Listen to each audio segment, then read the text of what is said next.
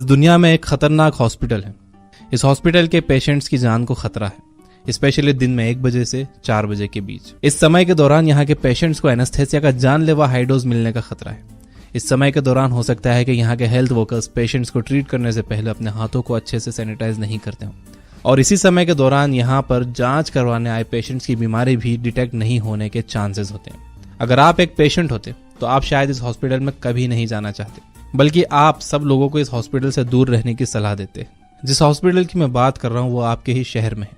जो भी बातें मैंने बताई हैं ये दुनिया के कई हॉस्पिटल्स में होती हैं, और ऐसा होता है दिन में 1 बजे से 4 बजे के बीच। और ऐसा नहीं है कि सिर्फ मेडिकल फील्ड में ही ऐसा होता है। 1 बजे से 4 बजे के बीच में हर इंसान अपने काम पर अच्छे से फोकस नहीं कर पाता। डेनमार्क में स्टूडेंट्स कंप्यूटर पर नेशनल स्टैंडर्डाइज्ड टेस्ट देते हैं। रिसर्चर्स ने 4 साल तक लिए गए टेस्ट पर नजर डाली तो एक इंटरेस्टिंग बात सामने आई। जिन स्टूडेंट्स ने सुबह टेस्ट दिए थे उन्होंने दोपहर में टेस्ट देने वाले स्टूडेंट से ज्यादा मार्क्स हासिल किए। दोपहर में और उसके बाद जिन स्टूडेंट्स ने टेस्ट दिए थे उनके मार्क्स कम थे। तो आखिर ऐसा क्या हो रहा था? आपने भी नोटिस किया होगा कि दोपहर में आपको आलस आती है, हम कम प्रोडक्टिव हो जाते हैं, आप उतने मोटिवेटेड नहीं रहते हो, आप काम पर ठीक से फोकस नहीं कर पाते हो, और इस समय में आप जो भी काम करते हो वो लो क्वालिटी का होता है। इसे कहते हैं द आफ्टरनून स्लंप। तो ये आफ्टरनून स्लंप क्यों होता है पहले हम ये देखेंगे, और फिर देखेंगे इसे कंट्रोल करने के तरीके। आफ्टरनून स्लंप के पीछे एक बायोलॉजिकल रीजन है। हमारी बॉडी के कई फंक्शंस हमारी सर्कैडियन रिदम कंट्रोल करती है। यह रिदम एक इंटरनल क्लॉक की तरह काम करती है। यह हमारे hormones, body temperature, blood pressure और कई चीज़ें कंट्रोल करती है। अगर आपको कभी हैरानी हुई हो कि आपकी बॉडी को कैसे पता चलता है कि कब सोना है और कब जागना है, तो ये होता है आपकी सर्कैडियन रिदम की वजह से। जब सोने का टाइम होता है तो आपकी बॉडी मेलाटोनिन रिलीज करती है और आपको नींद आने लगती है। जब जागने का टाइम होता है तो बॉडी मेलाटोनिन रोक देती है और कॉर्टिसोल रिलीज करती है, जिससे आप जाग जाते हो। सर्कैडियन रिदम हमारी अलर्टनेस, हमारी मेंटल एबिलिटी और एनर्जी लेवल पर भी असर डालती है। हमारे सोचने और समझने की ताकत दिन भर एक जैसी नहीं रहती।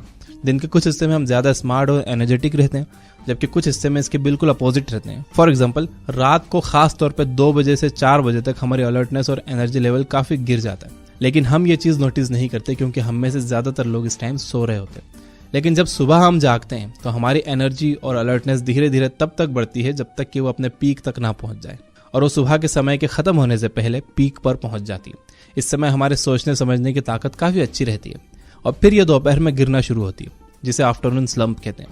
ये गिरावट सुबह उठने से करीब 7 घंटे बाद शुरू होती है, यानी कि 1 बजे से 4 बजे के बीच। इसी वजह से इस टाइम मेडिकल प्रोफेशनल ज्यादा मिस्टेक करते हैं, स्टूडेंट्स कम स्कोर करते हैं, और आप अनफोकस्ड और अनमोटिवेटेड रहते हो। आफ्टरनून स्लंप के बाद हमारी अलर्टनेस फिर से बढ़ जाती है, और जब हमारी बॉडी सोने के लिए तैयार होती है तो हम एनर्जी में भी कमी महसूस करते हैं। हर इंसान की रिदम थोड़ी सी अलग होती है, लेकिन ज्यादातर लोग सेम पैटर्न फॉलो करते हैं।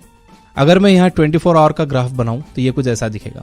इसमें आप देख सकते हो कि सुबह उठने के बाद हमारी एनर्जी और अलर्टनेस स्लोली बढ़ती है, दोपहर में कम होना शुरू होती है, और फिर जब आफ्टरनून स्लंप खत्म होता है तो ये फिर से बढ़ जाती है। फिर जब सोने का टाइम होता है तो ये फिर कम होने लगती है, और फिर आधी रात को इसमें एक बड़ी गिरावट होती है। सुबह या फिर वापस उठना शुरू हो जाती है, और ये साइकिल ऐसे ही चलती रहती है। हालांकि आफ्टरनून स्लंप एक नेचुरल चीज है, लेकिन कुछ चीजें इसे और बुरा बना देती हैं, लेकिन कुछ हैबिट्स ऐसी भी हैं जो इसे कम भी कर देती हैं।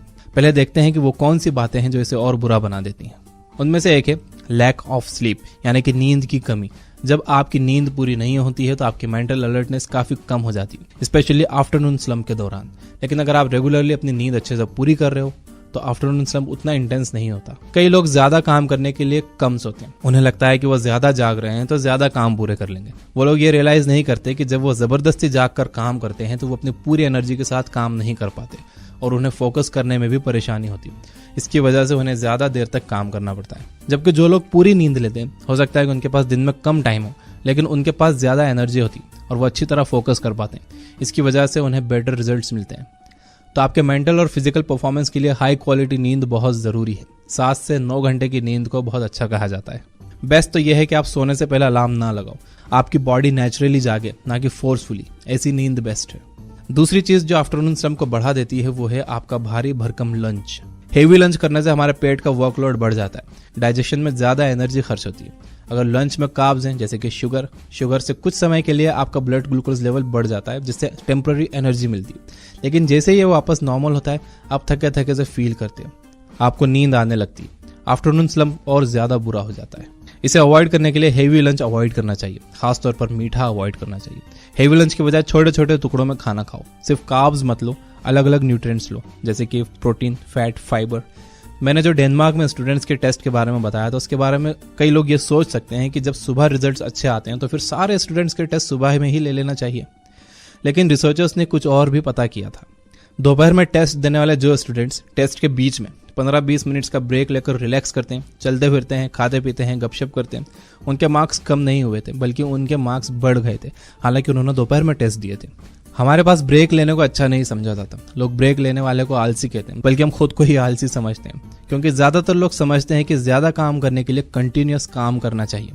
तो हम बहुत देर तक बिना रुके काम करते हैं, जिससे हम मेंटली थक जाते हैं, स्लो काम करते हैं, फोकस नहीं रहते, इसलिए गलतियां भी ज्यादा करते हैं।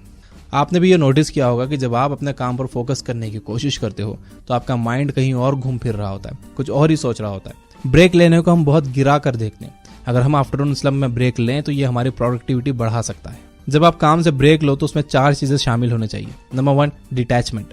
जब आप ब्रेक लो तो आपको अपने काम के बारे में बिल्कुल नहीं सोचना चाहिए। अगर आप काम के बारे में ही सोचोगे तो ये आपकी दिमागी थकान बढ़ा देगा, इसलिए आपको कुछ ऐसा सोचना चाहिए जो आपके काम से रिलेटेड ना हो और जिसमें ज्यादा दिमाग ना चलाना पड़ता हो।